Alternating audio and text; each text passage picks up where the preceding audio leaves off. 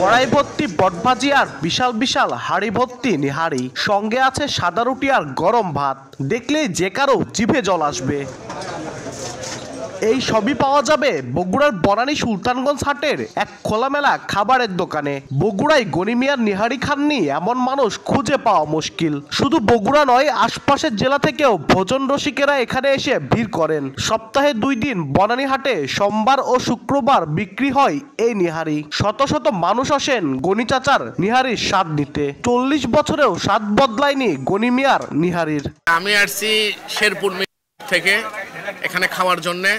খাওয়ার মান অনেক ভালো। লাইভ দেখছেন যে বনানী নাকি অনেক নিয়ারি অনেক সুন্দর হয়, তাই আমি সেজন্য আজকে প্রথম আসছি। খাবারগুলো খুব গুণগত মান অত্যন্ত সুন্দর এবং এখানে খেলে একবার যারা খেয়ে যাবে তারা দ্বিতীয়বার আসবে। আমাদের মাতৃভূমি, আমরা বগুড়ার অংশ, এটা আমাদের জন্য একটা গৌরব। বগুড়া শহরে অনেক জায়গায় নেহারি পাওয়া যায়, তার মধ্যে সবচেয়ে বেস্ট।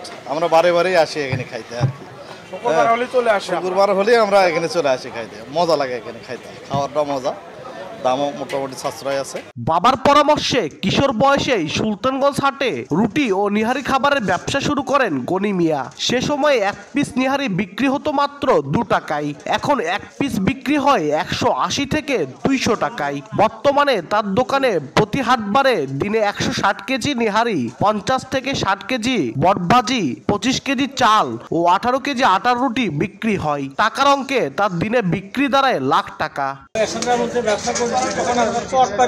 বিভিন্ন জায়গার লোকজন আসে খাওয়া দাওয়া করে, সবাই ভালো বলে। লোক খাটে আমরা 5 জন আর আমরা 7 জন।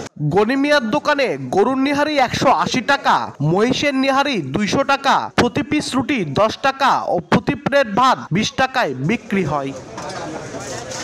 আব্দুল আউয়াল, সময় সংবাদ, বগুড়া।